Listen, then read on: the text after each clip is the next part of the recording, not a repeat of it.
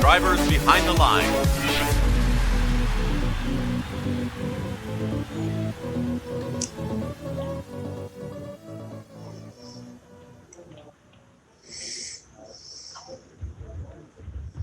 Good evening, everyone, and welcome to another episode of Behind the Lines, where we bring the experts to you.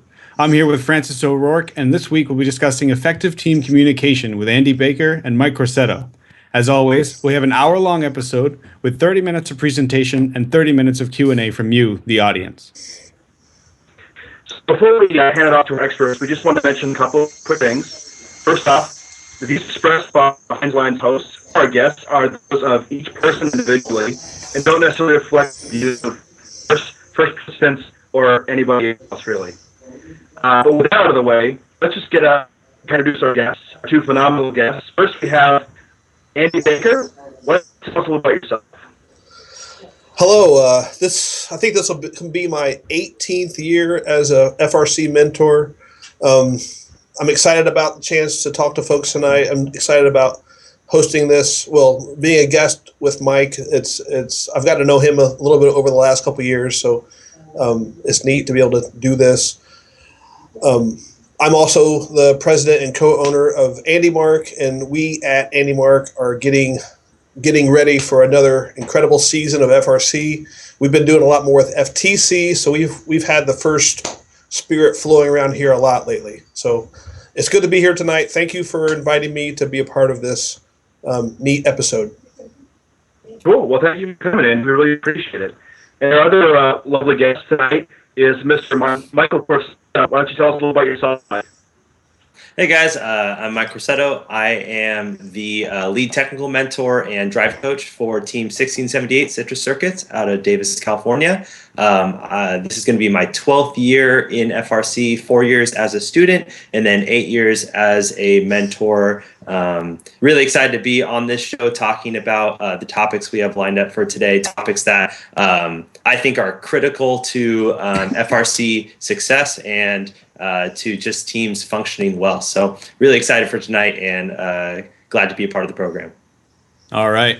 Well, let's get started. First, don't forget that you can submit questions to us throughout the show by tweeting them at FRC GameSense, hashtag FRCBTL, emailing them to btl@frcgamesense.com, YouTube chat. All right. Today we'll be covering team building, communication expectations, conflict management, and effective drive coach communication. We'll bring up the PowerPoint here. And Mike, why don't you go ahead and take it away with team building? Great. So with team building, team building is a critical component to any FRC team. Three goals of team building. I think it's important to establish the goals first and foremost. The first goal, just allowing team members to get to know each other. Sometimes team meetings and competitions can be so hectic and busy that there's really no time for team members, mentors, students to spend some time just really getting to know each other. And so that's really a first key role of team building. Secondly, team building is critical for allowing team members to learn how to work with each other. Some of the stuff we'll talk about in a little bit are just fun activities, but some of them have really practical applications for how you function as a team, not only extracurricularly, but on your robot, learning how your various team members work together, what makes them tick, what turns them off, what they work well with, stuff like that. So it's really important for learning how to work with each other. And lastly, spending dedicated time to team building will really allow students to feel known. A big part of any person's life is of knowing someone and being known by someone. Team building really allows for that and really gives each person a sense of belonging on the team. Like, this is really my team. This is somewhere where I belong, somewhere where I can call home. So three main goals of team building. So we're going to briefly go through a couple forms that team building could take. And a disclaimer, a lot of this comes from my own personal experience. I all the time hear awesome stories about what other FRC teams are doing for team building exercises. I'm going to steal some ideas as well from other teams. If you've ever talked to me, or if you're a student on my team, you know that I always say steal from the best and invent the rest. So a lot of what we do has been pulled from resources we find around the FRC community. So a lot of my stuff isn't on the slides because I got it in pretty last minute, but a couple things you can do for team building. First kind of avenue to team building is during your team meetings. Team building isn't just exclusively an extra team meeting sort of thing, like outside of what you normally do during your team meetings. It can really be a part of your team meeting schedule. You could do things like trust exercises. There's this one great team building exercise that a team I mentored in Colorado did, where they all got around a stick and they had to keep their fingers on the stick and lower the stick down, but the stick ends up floating up every time and you end up kind of working together. So finding fun team building exercises that you can do at meeting times can be a good way to get to learn how to work with other members of your team. Again, that's one of the primary goals of team building. Another method of team building is doing outside events, really making an effort to schedule specific times, maybe like on a Friday night or a Saturday night, where your team can get together and do something completely unrelated to robotics. Because again, a big benefit of team building is you give every student and mentor a sense of belonging on the team and a sense that this is a place where they can be. And so doing fun things that don't necessarily have any technical barrier of entry can be a great way to bring in new students or solidify your team. So doing fun things, I'm just going to list off some of the things that I've really enjoyed doing over the past couple of years. Ice skating, movie nights. We just watched Big Hero 6 with 1678 a couple days ago. That was a blast. We've done beach trips. A lot of the ladies on our team will do like a girls' night every year. So fun stuff like that, that really, again, creates a team atmosphere, team bonding. And mentors and students can put these things on. Again, this is something that everyone can be a part of and organizing. There are some really fun events that you can do that bring both team building and technical skills into play. You could do like a team social and invite other local teams to your build area. Maybe have a meal together, hang out, play games. My team does a thing called a WADPAN. It stands for Work All Day, Play All Night, where we work from like 8 to 5, organizing stuff, doing all the stuff that you normally wouldn't want to do. And then for the rest of the evening, we play video games, play card games, have dinner, watch movies, stuff like that. It's a blast. Again, just get creative with this stuff. I know 148 does pumpkin chucking, has done that a couple times. It's a super fun event we're hoping to do here pretty soon.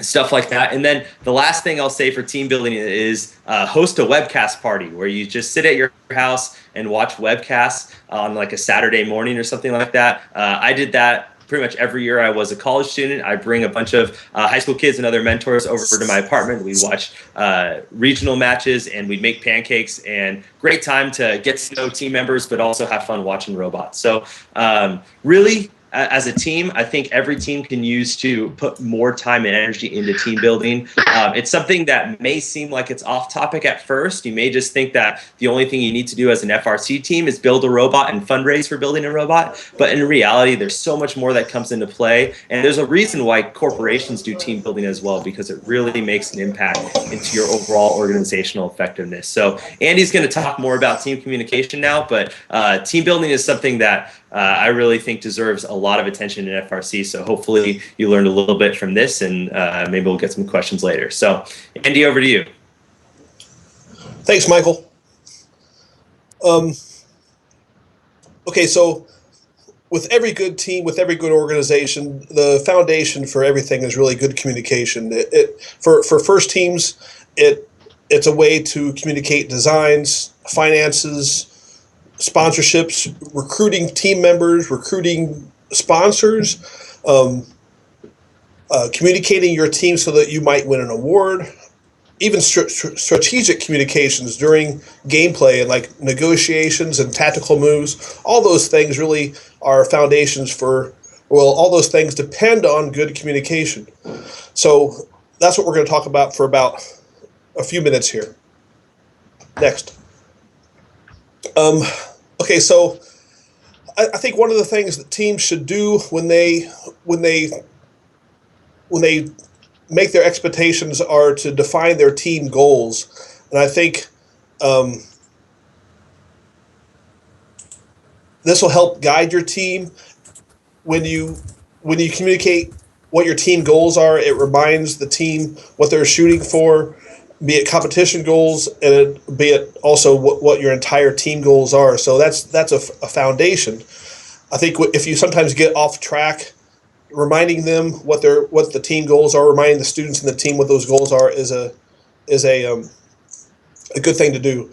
Also, a way to communicate would be to get things on paper and make sure the members of the team sign a contract. These are things that they want to abide by: grades, travel rules, team rules, expectations, so that those are all communicated out to the team members really as the team is being set up.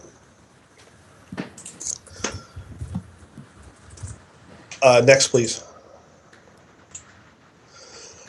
There's different methods of communication. Obviously, we're all pretty technically savvy, but everybody communicates differently over the different tools that we have. Some teams like to use email. Some teams like to use social media.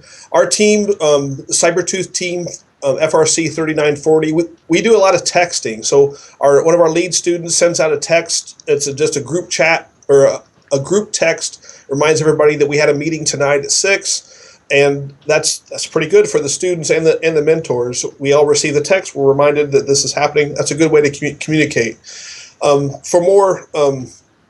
For more in-depth communications, we use emails and social media. We have a website that we can put things on, and then we can link things to that website from our Facebook page and those types of things.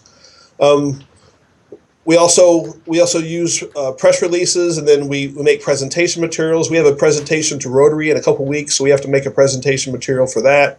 And so these are just different tools that we use to present ourselves and communicate to other folks. Okay.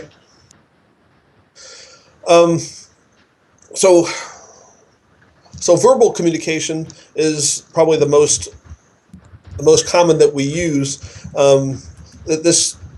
I think that when you make presentation, when you show leadership, using verbal communication is a key skill we all need to have, and nobody's a master at it, but it does help to be good at verbally communicating your ideas and your methods and your designs and such.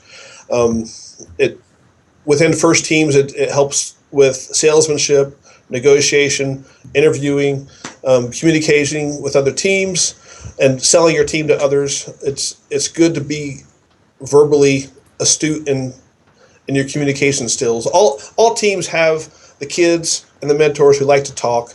All teams have the kids and the mentors who are kind of quiet and shy. So use those students and mentors as your salesmen and your negotiators when they have those skills. But also, it's neat to see that the students develop from young kids to older kids, and they develop these skills, and sometimes they overcome some shyness by having some opportunities on first teams. Next, please. Nonverbal communication, like especially if you're trying to sell something and present something, your body position is a key factor. Your facial expression. I mean, if you're just kind of slouching down and ignoring people, and you're rolling your eyes, and you're showing you're not listening. It shows that you don't care about maybe what somebody else is telling you, and they're not going to be receptive to what you're trying to tell them if you're not listening and giving some feedback to them. So nonverbal skills are as important as verbal. Go ahead.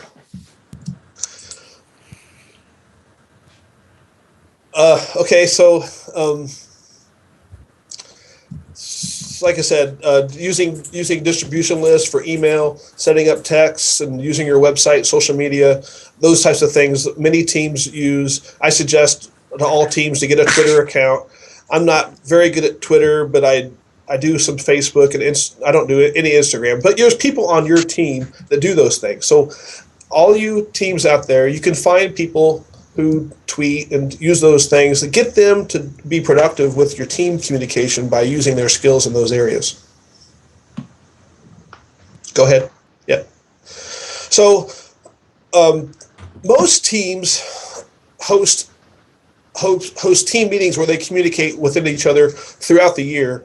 I don't know about most. Many teams, maybe half the teams, host something throughout the year. They have a weekly team meeting. I would encourage you guys to have the students to run the meetings, set your agendas in advance, and then send out maybe your text reminders or your emails or your Facebook posts to make sure that they know the key meetings are happening. Next. Communication during a build season. I like to have a daily design review for the build team. We have a whiteboard back in the build shop area that shows the different aspects of what's going on with regard to maybe motor allocation or put-asides, or the overall concept design and how it might change from day to day. We still have a weekly overall design review, but we also need to communicate our timelines and Gantt charts and those types of things. Go ahead, next. Okay, so now we're going to get into another topic of effective team communications and such, and that's conflict management. And I'll tell you, being around many teams, I know all the Hall of Fame teams. Even Hall of Fame teams have conflicts. Every first team has conflicts. Every first team has drama. I'll call it. Let's call it robo-drama. There's different ways to deal with this. I think the more prepared you are as a team, the more organized you are, the better defined your team leadership is, the better you're going to handle conflict. The better you're going to be prepared for these conflicting situations. Again, I talked about team goals a couple of slides ago. I think if you have team goals and you can point to those team goals, you can say, well, how does this conflict impact those team goals? And you can point to those and say, here, we got to get through this issue because we got a goal over here we got to meet. As long as you have open channels of communication for students, mentors, and parents, you can deal with these conflicts. Next. Okay, so it's hard to read these slides. It's congested here. So that says mentors and conflict. I think when you train your mentors and also your student leaders, I want to get them to accept diversity and differing opinions upon the team. I remember when I was on Technocats, I was on Technocats Team 45 for many years, and there was a time when two young ladies came on the team, and they were kind of the goth lady gals. They had chains and the black pants and the makeup, and the other kids on the team just didn't seem to want to accept them. They saw these girls as trouble, but they were good builders. One was a really good welder. So once they started showing what they could do, the other kids on the team really said, wow, they are assets to our team. So we accepted them. We as mentors preached acceptance of these two young ladies, but the rest of the team, the kids, were won over by their hard work and their skills. So sometimes it takes a while to accept differing opinions and differing backgrounds, but I think that's something that we got to watch as mentors. Jump on those. If you see any conflict and you see anybody talking bad about each other, don't be afraid to jump in and try to correct the situation. Kind of diffuse things, calm things down. If you see some prejudices happening, that's the root of some conflicts. I just encourage any mentor, any student who sees it, step in and try to diffuse the situation quickly. If the student's not comfortable doing that, if they see something happen, they should go to the mentor and have the mentor step in and do it. I don't want to put students in the role of judiciaries when they're not ready. As a mentor, especially young mentors, it's difficult to put yourself. Sometimes you find yourself in a compromising position. I recall my first year on Technocats, 1998. We were at Epcot at the World Championships. We went swimming after one of the competitions. I was in a pool, swimming around. We were dunking each other, and I was dunking the pool. We were just kind of messing around in the pool. All these girls on my team comes over. They try to dunk me, and I'm like, no, I'm out of here. So I didn't want to get in a wrestling match with a teenage girl in a pool. I'm a mentor. They didn't think it was wrong, but I was like, I don't want to put myself in a compromising position at all. So be careful of compromising positions, especially if you're a mentor. And you can talk to other veteran mentors about some things not to do and such. I encourage you to have mentor meetings periodically to make sure everybody's on the same page with these things. I encourage you guys and your teams to have a diverse group of mentors. Sometimes it's hard to find some diversity in mentors, but I really encourage you to go out and find those differing opinions and backgrounds and cultures as mentors. Next, please. Be open to working with your parents. Make your team rules clear to the parents. Give them clear expectations regarding the fundraising and team finances. That's going to help alleviate conflicts and uncertainty and surprises, and make a clear schedule. I remember if you have a clear schedule, it goes really well, and the parents understand what's happening. And give them tasks they could do. Have them help with meals, chaperoning, maybe some fundraising efforts of themselves. Next. Best practices to avoid conflicts. Try to provide equal opportunities to the students. I've done this. I'm old-fashioned. But sometimes you have to make sure that certain kids who aren't maybe on the build team or don't have access to or the aggressiveness to jump in and fix something on the robot, you might need to clear the way to have them work on the robot when more aggressive kids just jump in and do it because they maybe have more confidence or they don't mind breaking things or whatever. So make sure everybody has an equal opportunity to try different parts of the team, and then that would help avoid conflicts later on. Try to recruit the students onto your team that reflect the demographics of your school. If your school is just try to have the same percentages on your team as your school does. That will help with some diversity.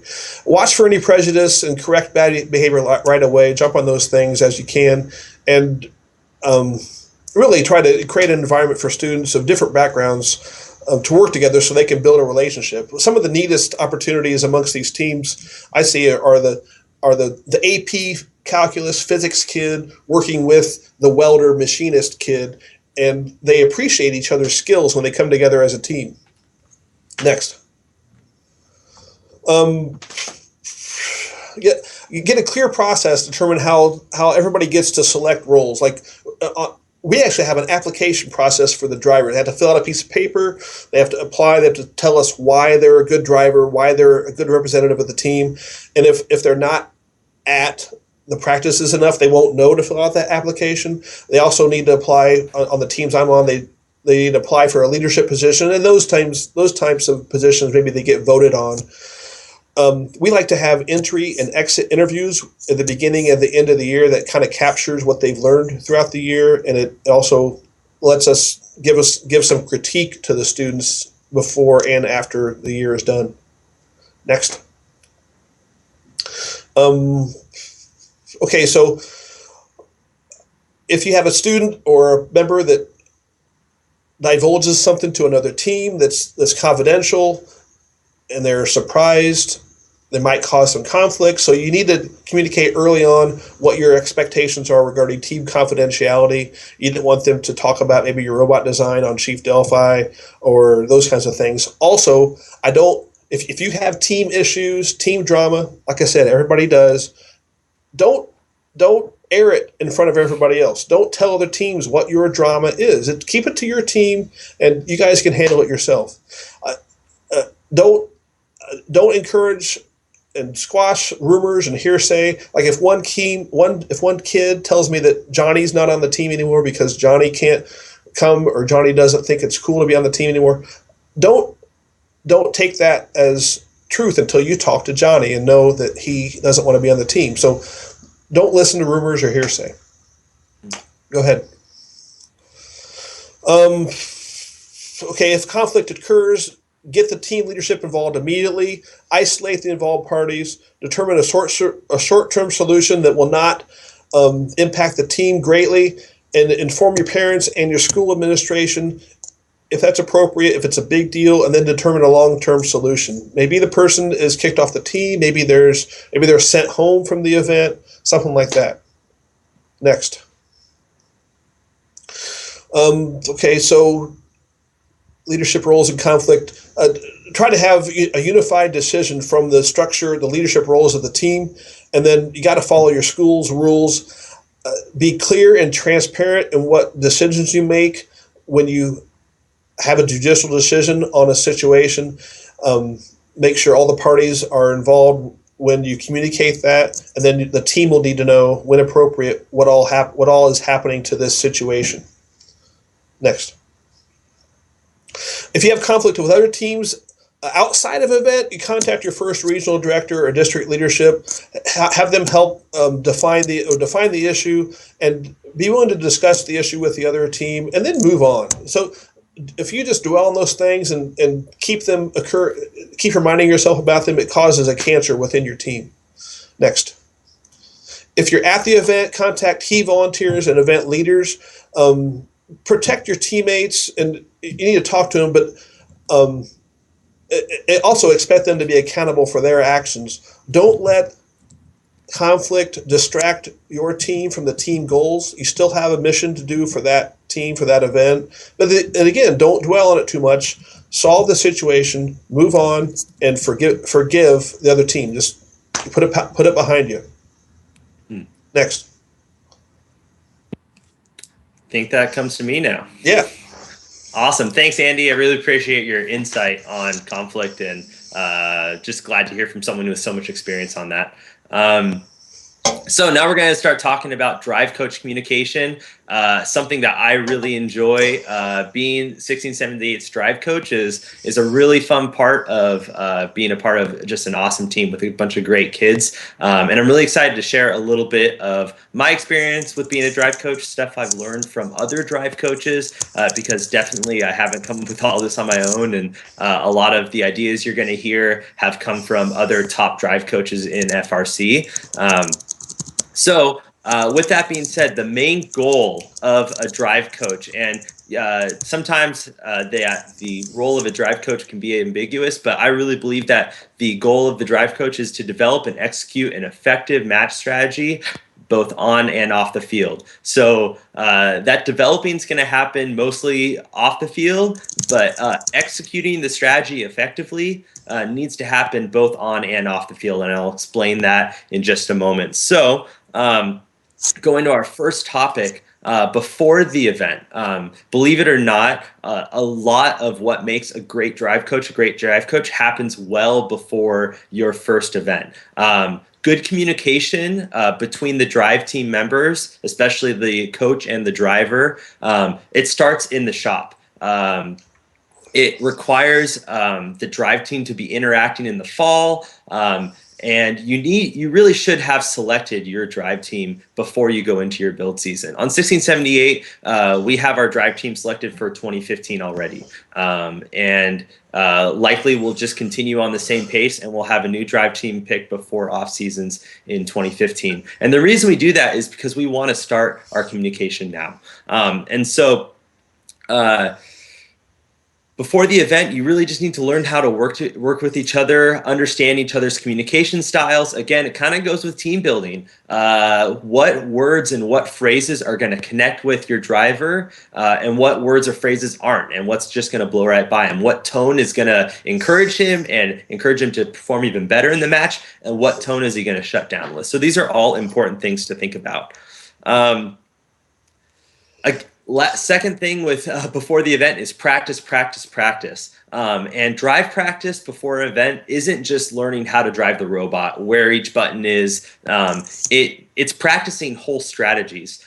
We mock up a very sketchy full field. It's not really a full field. It's like half of a full field with some wooden game elements, but it's enough to test the strategy that we have. For example, this year, we tested the pickup from a robot, throw over the truss, pick up from a second robot, shooting the high goal over and over and over again. And we put it to 2.5-minute clocks to see how many cycles we pull off. That's a pretty critical way to test. Try to simulate your strategies that you'll be running at the event. And the ultimate goal with this strategy simulation is drive team cruise control. What do I mean by drive team cruise control? Drive team cruise control is when I, as a coach, can actually work with other teams in a qualification match, in an elimination match, and not worry about what my drivers are doing because they have their roles under control. Time to time, they need some guidance, but I don't need to be over their shoulder the whole match because we've gotten on a rhythm and we know our strategy. If you were to watch any of our matches in Newton or on Einstein this past year, you'll see we played the same position in every single match. We were always the midfielder. That was our strategy. That's what we practiced. And most of the time, I was helping coach other teams while our drive team just operated on cruise control from match to match. And that only happened because of the practice that we put into before the event. So if there's one thing going up to event, practice. That is huge, not just for drivers, but for coaches as well. Moving along at practice, establish your strategy. So work with your drivers, figure out what are we going to practice for this next 2.5-minute simulated time. If you're familiar with using the driver station software, I'm not a programmer, but you can go into practice mode and it runs your autonomous and then it runs your teleop and gives you an idea of actually how much time you have in a match. And stand behind your drivers like you would at a competition and guide them through the strategy.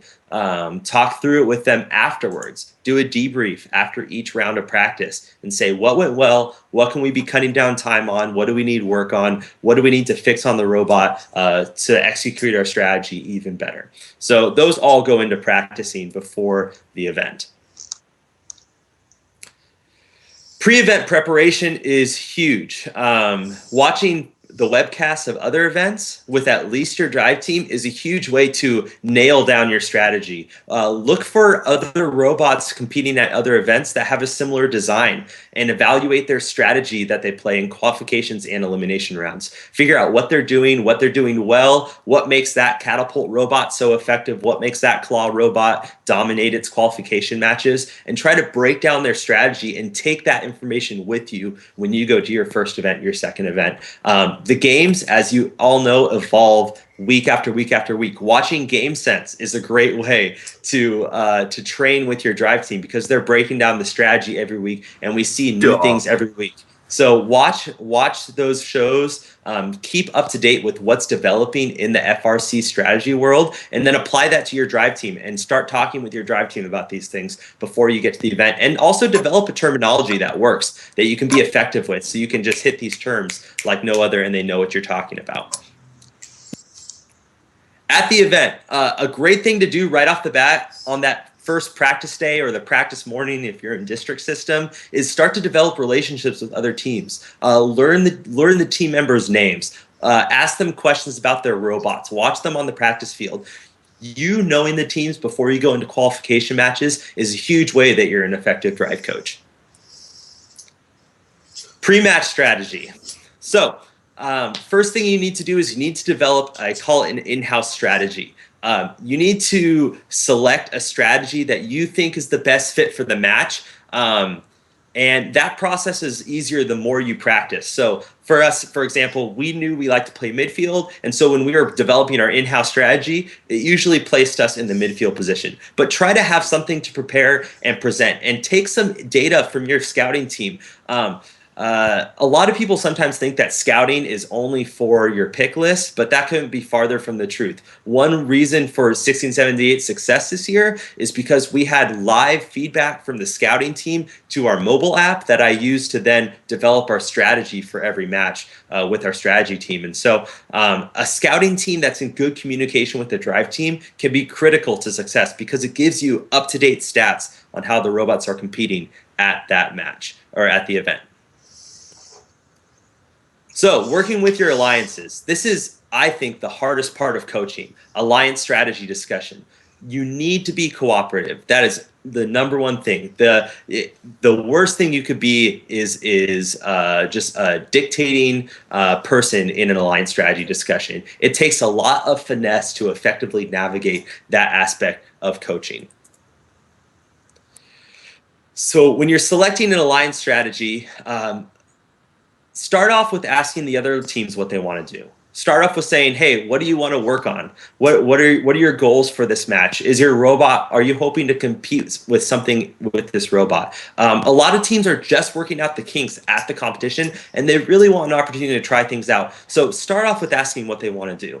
And then after you've heard some feedback, try to work with them to see if their goals for the match could work with your in-house strategy, something that you think will be effective in that match.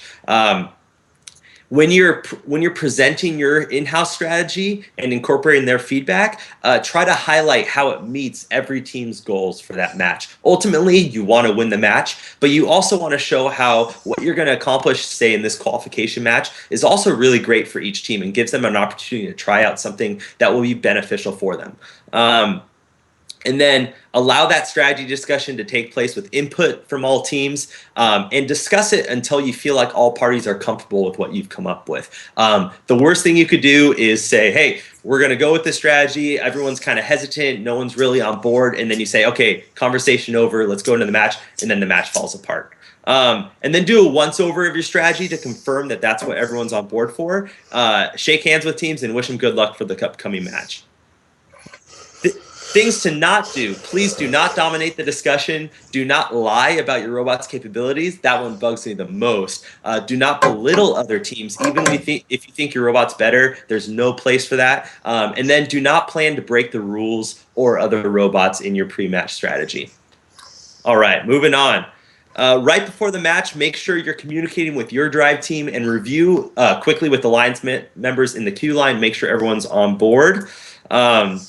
And then during the match, keys, stay calm. It doesn't mean you're passive, but it means you're in control of your words and your actions as the drive coach. Be watching the field. The drivers have to be focused on the robots, so you need to have your eyes up and scanning, watching the field, and have their next move ready for them when they finish a certain task. I think of picking up Frisbees in 2013 as a perfect example. While your drive team is shooting the Frisbees, you're scanning the field for the next Frisbees, and you call it out to them when they're done shooting their cycle. Also, you really need to watch the clock. It's critical for coaches to watch the clock. You need to be able to execute your key strategies at appropriate times, and watching the clock needs to happen if that's going to happen on time. All right. Communicating with drivers. This is going to vary based off your driver's skill, the game mechanics, also your driver's communication style. But when you are communicating with your driver, speak clearly and be intentional with your words. And that gets better with practice too. I'm still not even there. Sometimes I just say stuff that I don't even think about when I'm in a match because I'm flustered or whatnot. But try to be very focused and intentional with your words. When you're communicating with other teams before the match, try to work out some cues for when you're going to switch up strategies or when you're going to move on to like balancing the bridge. And then verbal reminders during the match are definitely appropriate as long as you're in control of your words and you're speaking appropriately to the other teams. And then if needed, to explain a mid-match strategy change, take a second or two and be like, hey, you know what? This isn't working. We got to shift to this. Let's do it. And then go and execute an effective strategy for the remainder of the match. But again, that's very hard to pull off. I haven't seen that pulled off well very often.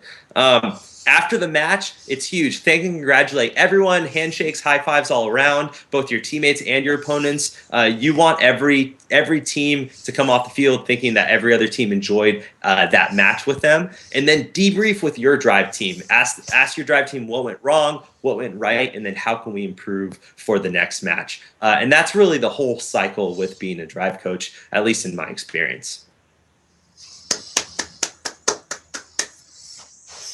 All right. Thanks, Mike. Thanks, Andy. So that is effective team communication, the presentation portion of our episode. Next, we're going to move into the question and answer slide. And the first question and answer slide is, sorry, let's first remind you nope, we're not going to do that. Students and mentors should be on the same page. How much mentors should contribute to robot design and construction? How can a team define this clearly? Now, this is important to note that they're not asking how much should mentors be involved, but how should a team decide what is the best solution for them? And we'll kick this to Mike first, followed by Andy.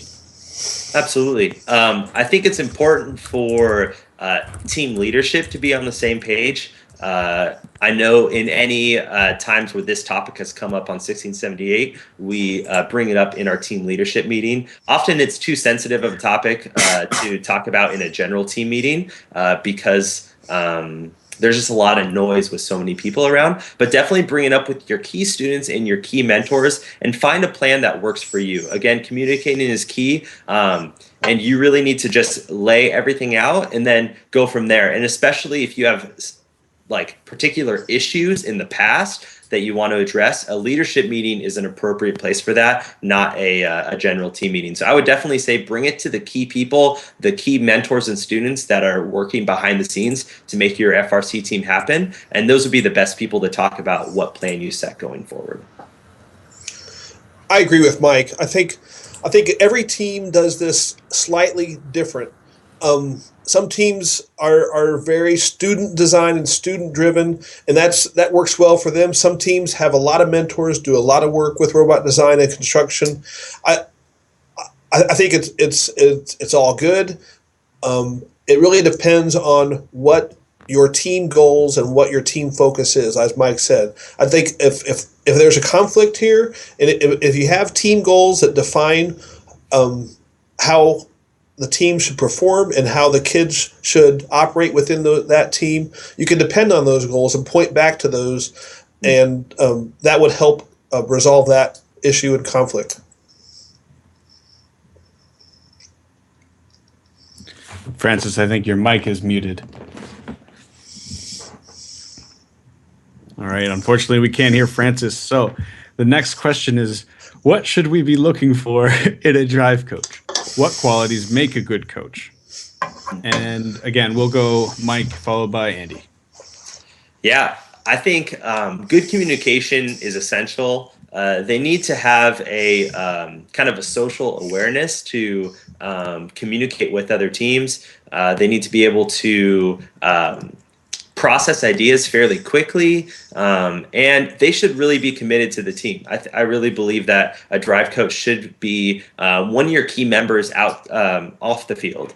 I think your you'll be doing a disservice to your team if you put someone in a drive coach role that hasn't played a critical part in your season thus far, because they probably won't know the game very well. They won't know your team very well, and you're crippling yourself in that sense. So find someone who's really essential to your team, and then find someone who has good communication skills. Those would be two things I would emphasize in a drive coach.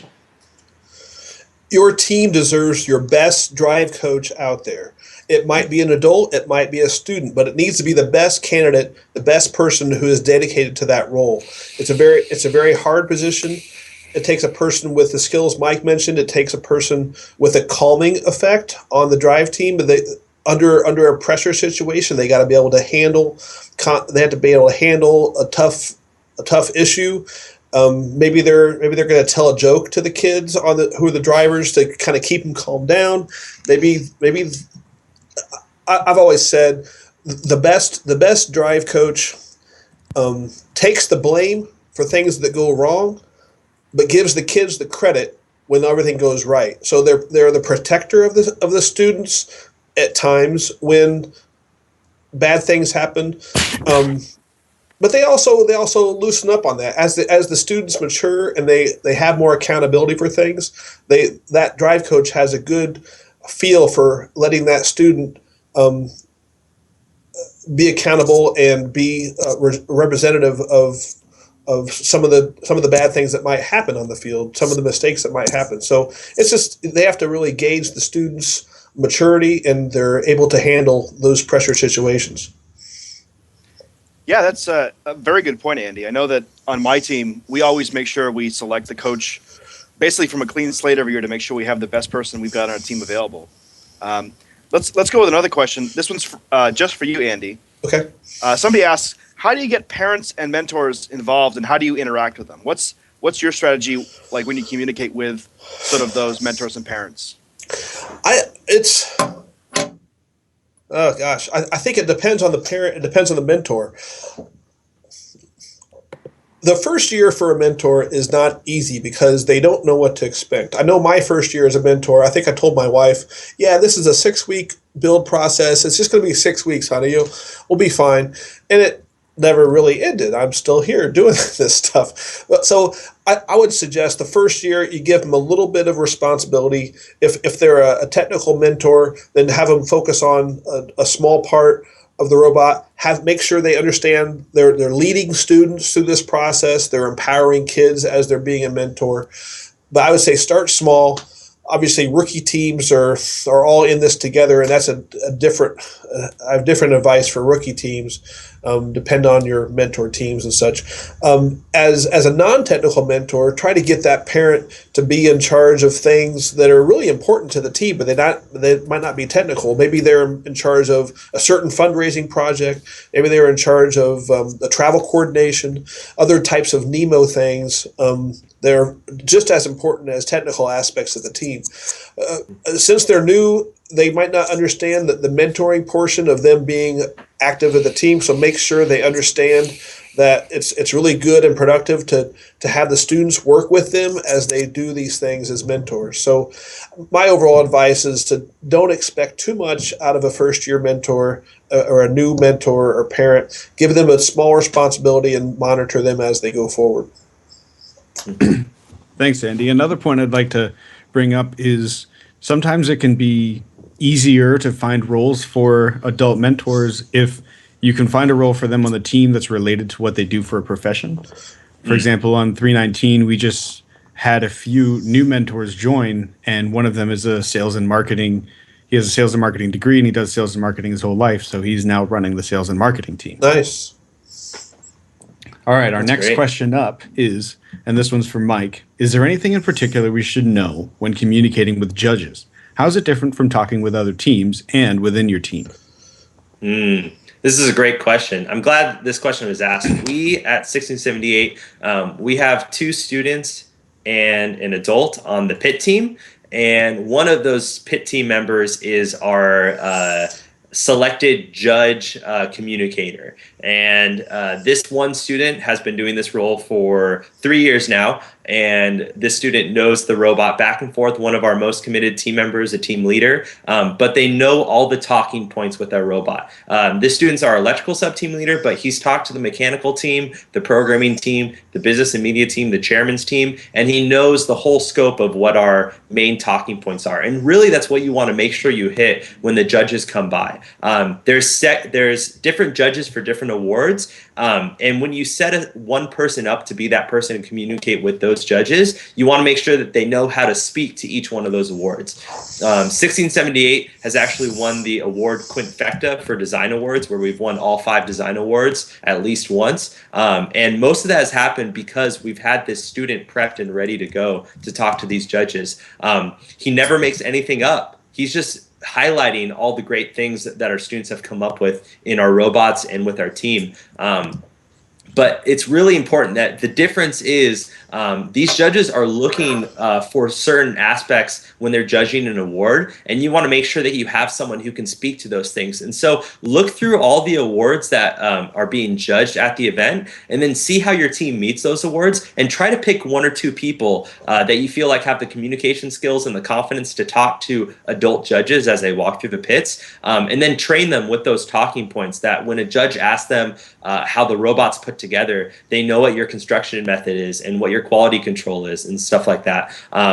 For all those various awards, there's various talking points, and every team meets each award criteria in some way or another, and it's all about bringing those aspects to the forefront. So it's really important to have 1 or 2 people selected as your judge representatives, and then make sure that they're in the pit pretty much at all times, because those judges can come by at any time. Awesome. Well, thank you for that, Mike. We got another question. This one I'll go to both of you guys. This is a pretty juicy one, actually. Is having team members voting for team positions really the best thing to do? Possibly because it leads to popularity contests and therefore conflict. So do you think that voting on positions with team members, is that a good idea, a bad idea in your experience, maybe somewhere in between? What do you guys think? I'll try this one first. What we've done, what works with our team the last few years is we vote on team members, and the students and the mentors are involved with this voting. So we're not just putting the students in the room and have them, fight it out to see who the team leader is, but also it's done before recruiting happens. So these are veteran students. We aren't getting new students in there, and those new students don't have a vote because they don't have any experience with the team. So we are depending on the veteran students and the veteran mentors to vote and decide who the student leaders are. Yeah, there is some conflict, and that's something that we just need to be gracious about as we go through that process. I think as long as we focus on the issues, it's not really a popularity contest. It's more so a contest or a voting about the issues. It doesn't always work out that way. I think on our team this year we have 2 presidents, and that's what we decided was best for our team.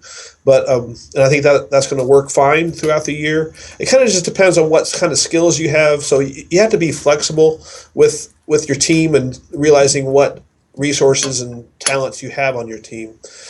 There's other ways to do it. The adults could pick the lead mentors or the lead students, but that gives no buy-in for the students. So I would recommend for the teams I'm on, what has worked with me is to have the students and the adults work together through a voting process, mainly with the veterans being in charge of that process.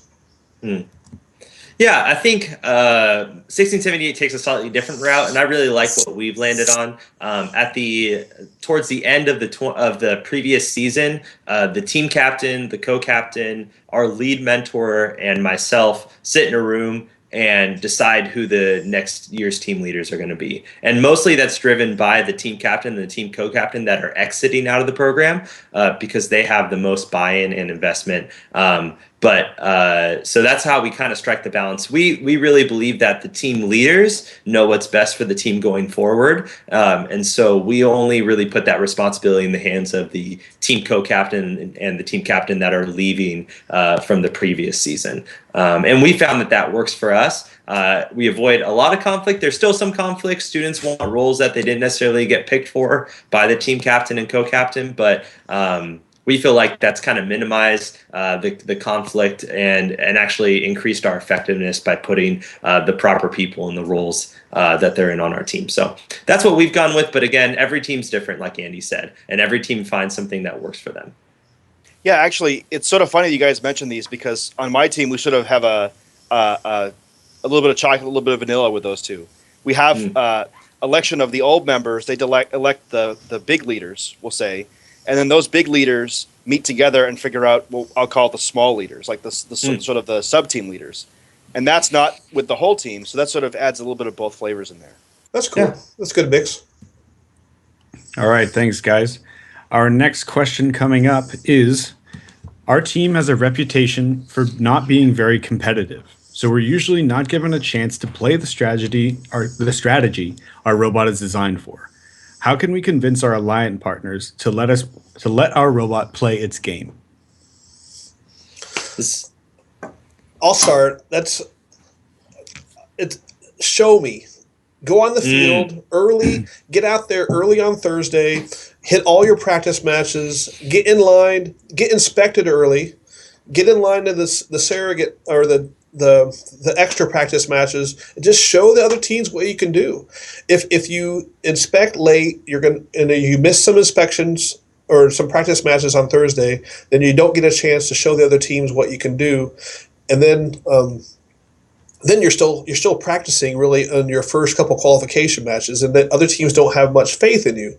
So, and I think also there's a point where you can be assertive and say, hey, we want to do this one thing in this match, and this is what we want to do, and we really have worked toward this point. So be assertive, but you aren't going to convince people if you have no practice the day before during those practice matches. So my advice is to get through inspections early and get as many practice matches under your belt so you can show them what you can do.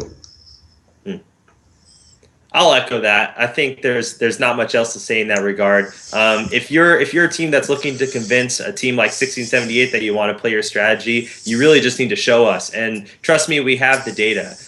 There's not much you can say against no data. And so when a team wants to take an autonomous ball and they missed every autonomous shot they've taken at the event, the other teams aren't going to be likely to give them the autonomous ball that match. And that's just the nature of this game. I really didn't like this game for that very reason. That's just me. I hated telling teams that they shouldn't take a ball because it was going to make us less competitive, but that was the nature of the game. So really just prove it. Go out there, prove it. You have plenty of time on the practice day or the practice half day to do it, or take video of your robot doing it in your shop and show someone 10 times your robot making a high goal shot or something like that, and maybe that'll convince them. But do what you can to prove it before you get to the field. Yeah, and I think one important thing to remember is there's proving it on the field, but then there's also setting yourself up to be able to prove it during build season. If you find your team isn't very competitive or has a history of not being very competitive, then find a role that you can play in the game that you know will help contribute to an alliance, and make your robot as best as you can. If that was being the best inbounding and defensive robot this year, and you can do that, then you've got a place on an alliance. If that was being the best middle, then you've got a place on an alliance. Well, great. That's a very good point. I really like that. We'll go to our next question. We'll send this to both you guys. Someone asks, do you guys have any tips for keeping the school administrators involved or informed? We're looking to be ahead of the curve and sort of keep our eye on the ball and avoid conflict with the school district. I'm sure you guys have plenty of experience with this, right? Sure. I'll start. Okay. A team newsletter goes a long way. If you have a team newsletter, it can go out to many people and it's just a few pages long. It doesn't have to be a big book or anything, but that keeps your fellow teachers, your sponsors, and most importantly, in this case, your school administration knowing what's going on. It reminds them that they have a team. It reminds them that there's different parts of the team and how they function. You can tell them what the students are doing in certain aspects of the team. At this time of year, you're recruiting sponsors, you're getting your resources set up, you're doing some training, you're doing fundraising and those types of things, outreach and those kinds of things. And those things are just as important as how you compete on the field. Now, obviously, administrators want to see wins, they want to see banners, but they also want to see enrichment in students' lives. So I think if you can communicate those things through a newsletter and periodic emails and updates, that's the best way to do it. Yeah. I'll say, yeah, I'll agree with that totally.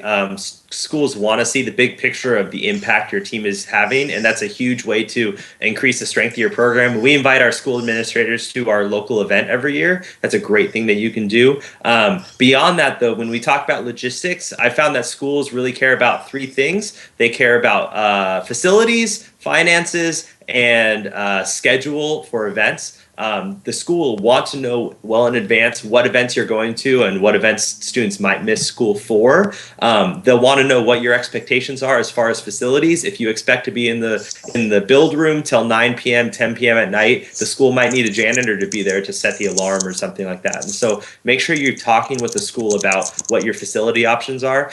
And then finances as well. How does your reimbursement process work, et cetera? So make sure that you're on the same page as far as that goes, especially with the schools being, nonprofits or government agencies or whatever the setup is.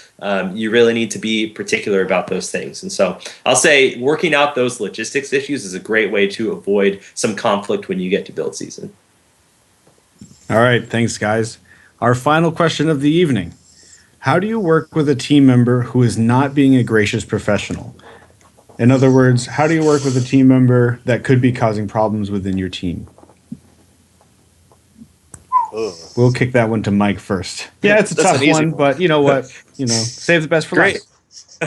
Yeah, I'll take this one first. Every team has conflict. Like Andy said, conflict isn't completely unavoidable as much as you do to get everyone on the same page and communicate. And occasionally you have a team member who's not being a gracious professional. I think it depends on the setting, the context, how the issue came about. If the issue is between two students, maybe you need to sit both students down and talk it out. And just as a mentor or I'd say a mentor as kind of a mediary for that discussion.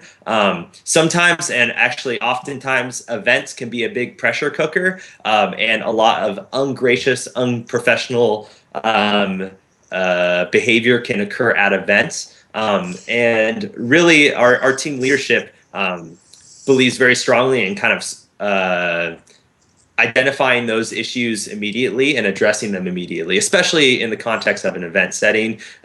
So if you have a student who it could just be goofing off and making an unsafe situation by being unsafe with tools or not wearing their safety glasses or joking around when they shouldn't be joking around, it's really team leadership's responsibility to maybe pull that student aside, explain to them your goals as a team, explain to them the standard that you have as a team and how their behavior, their actions isn't meeting that standard. Andy addressed some of that stuff in conflict management, but really pulling the student aside or mentor aside, whoever may be at fault in the particular instance, and just explain to them what your goals are, why you're there, and hopefully you can discuss it and get on the same page. It really depends on the situation. It depends on the number of times that the occurrence takes place. It depends on the student's personality. It depends on the maturity. So there's not really one way to do this. I've done it in ways. I've kicked kids out of work sessions. It hasn't happened too often, but there's been times when I'd say, okay, Johnny, you're gone. We've been through this. We're tired of it. You need to leave now. If you need a ride, call your parents. They need to come pick you up right now because we're all done with this behavior. And that would be after he already did the thing a couple times. You've warned him. You told him what you're going to do. But sometimes that's what it takes. There's been times mentors has been asked to leave. I don't think it's not been on a team I've been on, but there's been times when mentors have done something that's inappropriate and they've been asked to leave a team. But there's been other times when they've just been corrected and say, hey, here's the issue. You got to correct the issue here. And the reason why I say that is it's about the issue. It's not about the emotion. It's not about the personality conflict. It's you address the issue. This is what we do here at Andy Mark. If we have a customer complaint or a customer problem or an employee problem, address the issue. If you address the issue with the conflict or the team member who is not being gracious, and tell them, like Mike said, tell them how to correct it or tell them how it's against the goals and such, then be clear about that. Don't get emotional. Don't take things personally. Just address the issue. And it might have to be escalated to the point where they're asked to leave the team. And that maybe might be the best for everybody. I hope it doesn't get to that point, but in some cases, that's what must happen.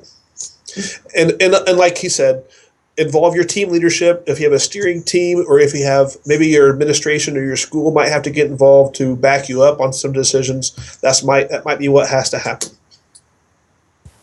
Cool. Well, that's some really great advice, guys. I really appreciate that. I think anybody could use that. We're just about out of time. So, gentlemen, do you have anything else you want to just briefly mention before we say our goodbyes? Mike, anything? Sure. I put you on the spot. It's okay if you I'll don't. just say I appreciated being a part of this topic in particular. I think in the overwhelming amount of technical information and knowledge required to compete in FRC, some of these topics can just get lost, and it's unfortunate because I think if you really embrace team building, good communication, conflict management, things like that, you really make first a much, much better experience for everyone involved, and actually a more effective experience as well. I think teams that learn how to communicate well and are on the same page as each other will compete better as well. And so I really hope teams take this to heart and put some effort towards this. It's something that gets overlooked a lot, but I know for me personally, it's not something I overlook at all. It's something I always have in the front of my mind. How do we get kids more involved? How do we communicate better? How do we get on the same page? Because we're going to compete more effectively if we're on the same page. And this is good communication skills, and all these things are not things that you can rest on. These things don't happen unless you make efforts. You have to. I mean, I've been doing this many years, and I've won awards for effective communication. That's what the Woody Flowers Award is about. And still, there's times when my team tells me I don't do a good enough job with communicating. So this couple were probably giggling the fact that Baker's telling people how to communicate. Wow, wish he would do better with us. So no one's perfect at this with these things. No one has the magic pill that solves all the communication problems. It's something that you have to be diligent about. You have to stay on it all the time with your team. You can't just expect things to take care of themselves. And like Mike said, I appreciate this opportunity. I think this topic is very important. To answer your question about what we're looking forward to, I think Corsetto. Could this be a third year in a row? You guys go to Einstein. Were you on Einstein the last 2 years? Is that right? Yeah, that's right. We got to seed first though. So I'm looking forward to see if the citrus circuits are going to make it to Einstein 3 years in a row. That's one of the things I'm looking forward to this coming year. So that's our goal. Yeah. Awesome. Well, like I said, thank you guys so much. Andy, Mike, we couldn't ask for two better guests to come onto the show and discuss it with us. Thank you so much for taking time out of what I'm sure is a very busy Wednesday night for both of you. To the viewers at home, thank you for watching. Our next episode was going to be in December, after Christmas and all that. Not after Christmas, after Thanksgiving and all that. So we hope you all have a happy Thanksgiving. See, great communication skills right here. We hope you all have a happy Thanksgiving. And our next episode is going to be a discussion with control system beta teams. We already had our episode on the control system for 2015. We want to get a perspective not from the people who designed it, but the people who are using it. So tune in for that. We'll get a date out to you guys as soon as we can. We're thinking like the 17th of December, but don't hold me to that. So we'll see you guys then. Anyway, again, thank you, Andy. Thank you, Mike. Thank you, Ty, for coming and talking about robots and communication with us today. We hope you have a great evening. Bye bye now. Thanks. Good Bye, night. guys.